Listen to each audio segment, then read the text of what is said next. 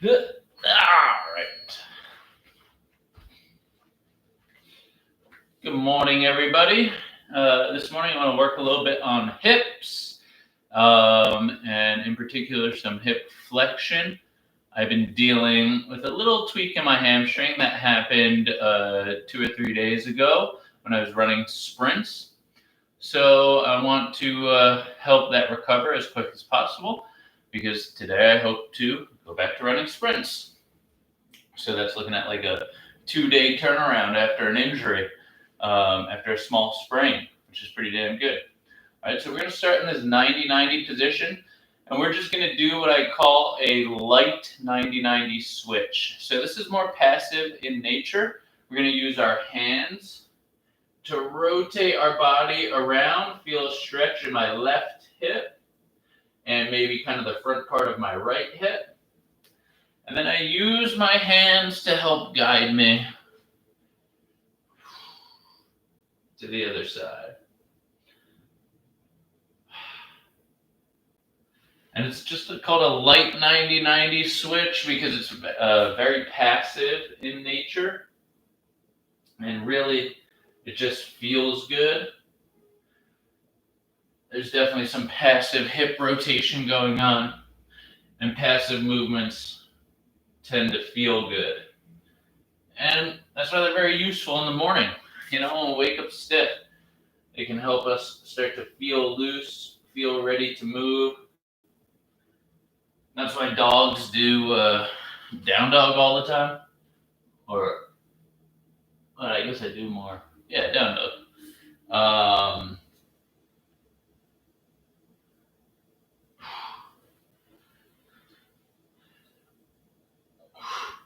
All right.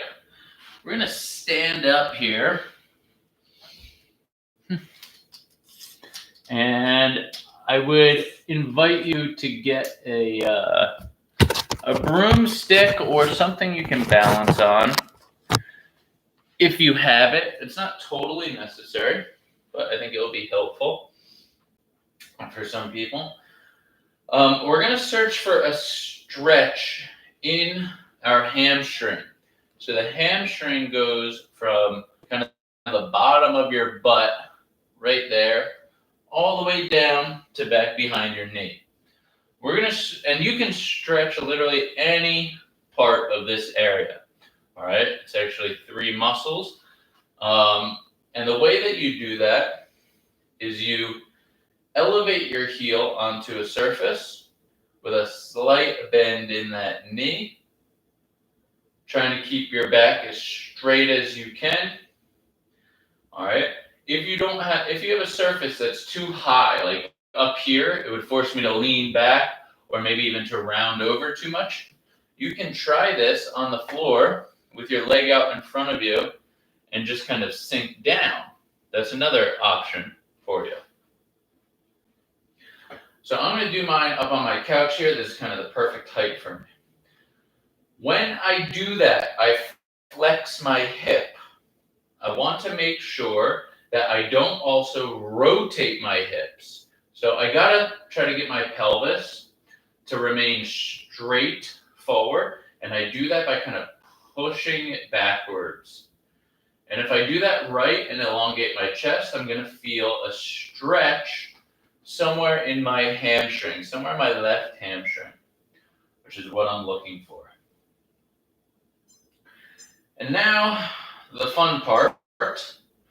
We're going to do some pails and rails from this position, which means we got to be in a position to hold this stretch for about 2 minutes. Over the course of this 2 minutes, your body is going to relax into this position, and you're going to stop feeling the stretch. It is your job to keep finding the stretch by slightly altering the body position to sink deeper into it. How do I sink deeper into this? Well, my goal is to really elongate a string that's tied to the back of my head, goes down my back, under my butt, and attaches to my heel. I can elongate that string by pressing my hips backward into it, or by sending my chest and head forward and up. I can also kind of change the angle of the stretch by internally or externally rotating my hip to find exactly where I want to stretch. This is all personal decisions that you have to make for yourself. All right, target the tissue that you need to stretch.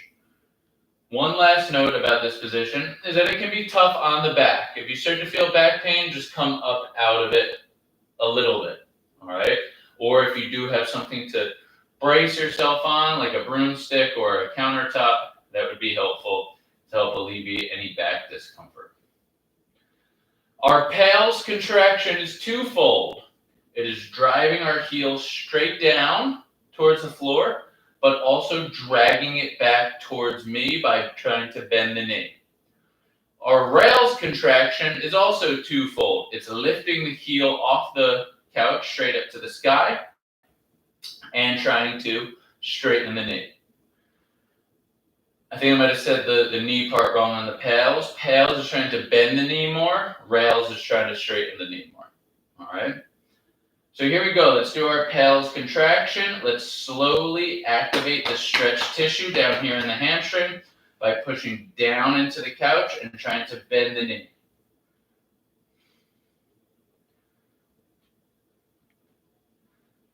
Push down, breathe. Push down, breathe. Push down, breathe. Slowly start ramping up. I'm squeezing a lot of things to help me push down. And I'm going to sustain that there for another 5 seconds. And then we're going to go rails. 5, 4, 3, 2, 1. Rails contraction. I'm going to try to straighten that knee. Don't alter torso position. Straightening the knee, trying to lift up. Notice no movement is occurring, but I'm feeling some cramping going on in my quad. Big stretch in that hamstring. It's quite uncomfortable. 10, 9, 8, 7, 6, 5, 4, 3, 2, 1. See if you can find your stretch again. There we go. I have it. I theoretically can sink a little bit deeper into this.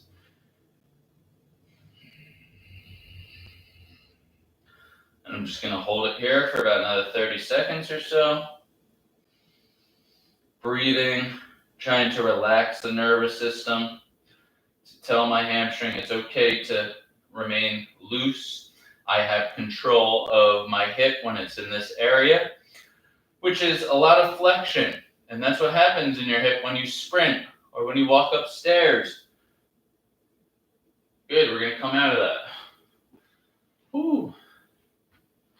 So now I just want to do a little bit of an integrative pattern to mimic the sprint movement or a walking movement where I'm going to go extend the hip, heel to butt, flex the hip, extend the leg.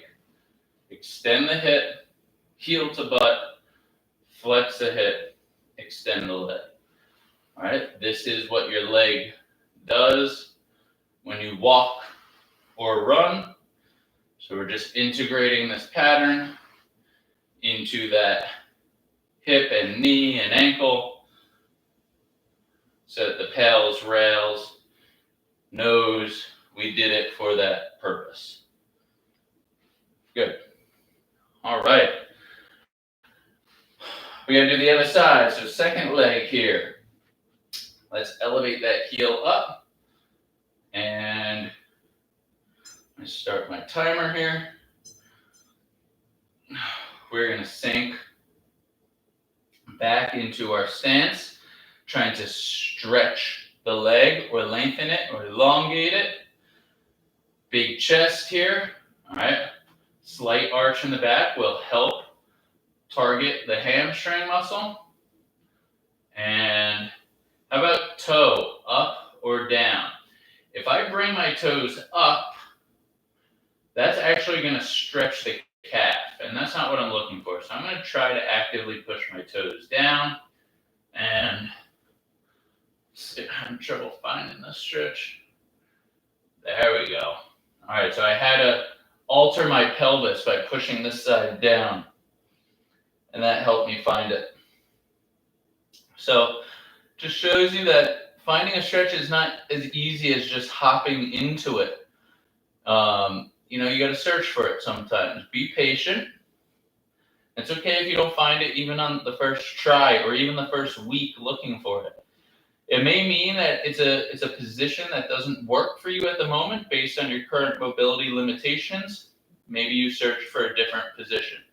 As I said, some other options for this are raise your legs at different heights, or even just have the foot on the ground and kind of enter this position. We got about 30 more seconds here. Our PALS contraction is going to be to press the heel down into the couch and try to bend the knee at the same time. So I'm dragging my heel back towards my butt. Rails contraction is going to be to try to lift the leg up and straighten the knee. For right now, we're still just breathing, passive stretch. Remember the PALS contraction, we activate the stretch tissue.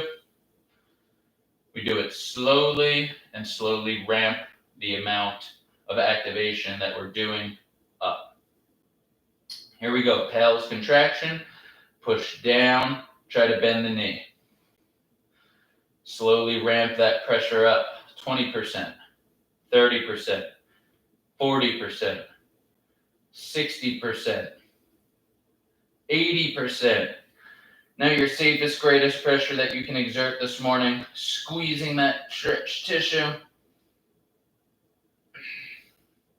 Make sure you're being accurate and precise with your activation here. Mine's going into my calf a little bit. I'm really trying to focus on activating those hamstring muscles. And in 5 seconds, we'll go to rails. 3, 2, 1. Straighten out. Try to lift. Flex that hip. Might cause some cramping. Notice my foot's not actually coming up, but I am indeed feeling this activate, and my heel has less weight on the couch. 10, 9, 8, 7, 6, 5, 4, 3, 2, and 1. Let's find that passive stretch one last time. Hold it here. So I notice what's happening here is my left hip isn't quite as stable, so my pelvis keeps rotating out like that. I got to keep forcing this back to target that hamstring. And again, I'm just giving you these little tidbits of what happens in my body because we can see how complex the movement in the body is. So it's not going to look the same for everyone. My body has figured out a way to decrease the stretch there because theoretically we don't want to constantly be in stretch. That's a signal to relax the tension. But it's the only way to get more mobile. So when you're training, you've got to do it. But your body's going to constantly find ways to get out of it. So you've got to pick up on these little things that happen. So I got to keep rotating back that way to keep finding that stretch. And we can come out of that last passive stretch. Whew. Let's do our last integrative motion, where we're going to go extend the hip, bend the knee, flex the hip, extend the knee. All right, just try to get that cyclic motion of running. And again, if you had balance tools like a broomstick or something, that would be helpful.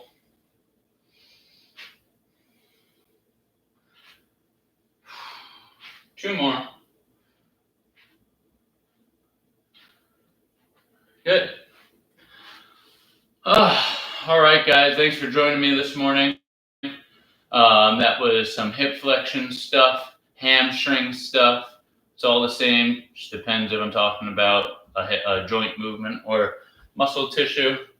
But that will help mitigate injury that happens in really high intensity sprints, hill sprints, walking fast, or even if you were to go upstairs the wrong way or downstairs the wrong way. All right. I hope you all have a great day. I'll see you guys next week. Thanks for joining me.